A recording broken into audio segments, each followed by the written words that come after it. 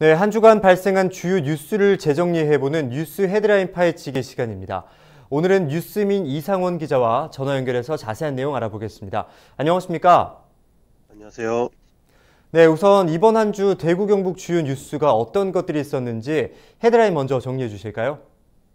네, 첫 번째는 대구시 거리두기 수칙 영업시간 재조정으로 했고요. 두 번째는 택배 노동자 27일 총파업 예고, 그리고 마지막은 새마을금고 이사장 출마하는 구의원들 사직서 제출로 잡았습니다. 네, 그럼 먼저 거리두기 이슈부터 살펴보도록 하겠습니다. 최근 대구시가 거리두기 수칙을 바꿨는데 인근의 지자체나 중대본과 협의가 없이 진행됐다는 지적을 받았죠. 코로나19 사회적 거리두기 수칙이 18일부터 새롭게 적용이 됐습니다. 큰 변화가 있는 건 아니고 카페에서 실내 취식이 허용이 되고 종교활동도 정원 20% 내에서는 가능해진다는 겁니다. 그런데 대구시는 원래 다른 지자체에 비해 좀 완화된 조치가 취해질 뻔하긴 했었습니다. 네. 카페, 식당, 체육시설 같은 다중이용시설의 영업시간을 확대하는 내용을 담았었는데 중대본에서 대구시가 인근 지자체와 협의하지 않았고 중대본과도 협의하지 않아서 이런 내용이 위법하진 않지만 바람직하진 않다라는 입장을 밝히면서 비판을 했었습니다.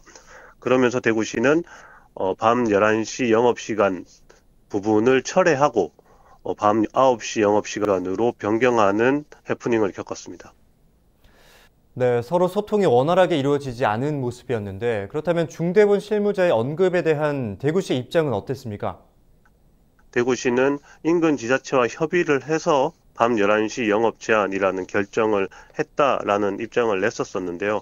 하지만 중대본이 하루 만에 대구시를 비판하는 입장을 내놓자 대구시는 이 부분에 대해서 같은 입장을 유지하면서도 중대본 실무자가 대구시가 어떤 협의도 없이 이런 결정을 했다라는 비판한 것에 대해서 유감을 표명을 했습니다. 첫 번째 헤드라인에 대해서 정리를 해봤고요. 계속해서 택배 노동자 총파업 예고 헤드라인으로 넘어가 보겠습니다. 현재 파업이 진행되고 있는 이유와 또 요구사항은 어떤 것들입니까? 네, 택배 노동자 과로사 대책위원회가 파악한 것만으로도 지난해 과로로 사망한 것으로 추정되는 택배 노동자가 16명인데요.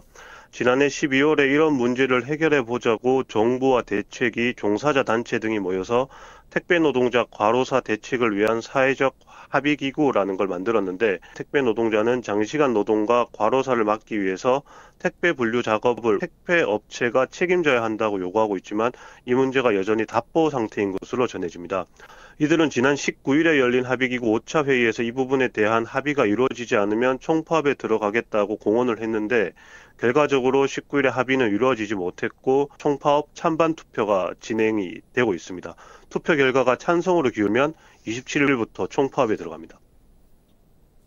두 번째 이슈에 이어서 이제 마지막 세 번째 헤드라인 살펴보겠습니다. 대구 동구의원의 새마을금고 이사장직 도전이 여러모로 핫 이슈입니다. 이제는 사퇴서를 제출한 상황이죠.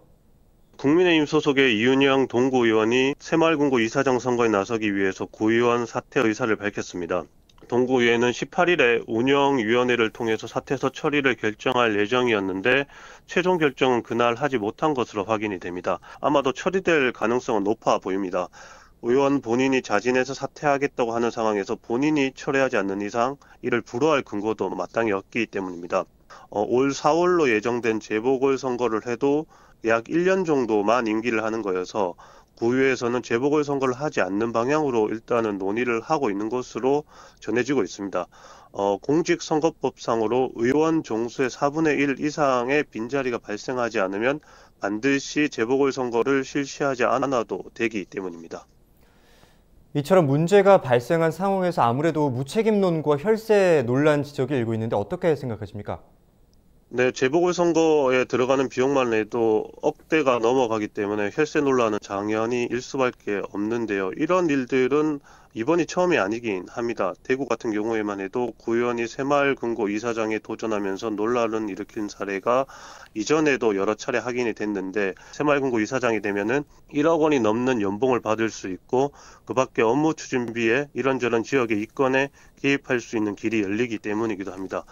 법률로 이 새마을금고 이사장과 구의원을 겸직할 수 없도록 해두긴 했지만 그러다 보니 새마을금고 이사장을 하기 위해서 오히려 사퇴를 하는 상황들이 벌어지고 있는데 법적으로는 이 부분에 대한 제재가 가능하지 않는 상황이어서 논란은 앞으로도 몇 차례 더 이루어지지 않을까 예상이 됩니다. 네, 이번 한 주 가장 핫했던 대구 경북 뉴스만 모아봤습니다.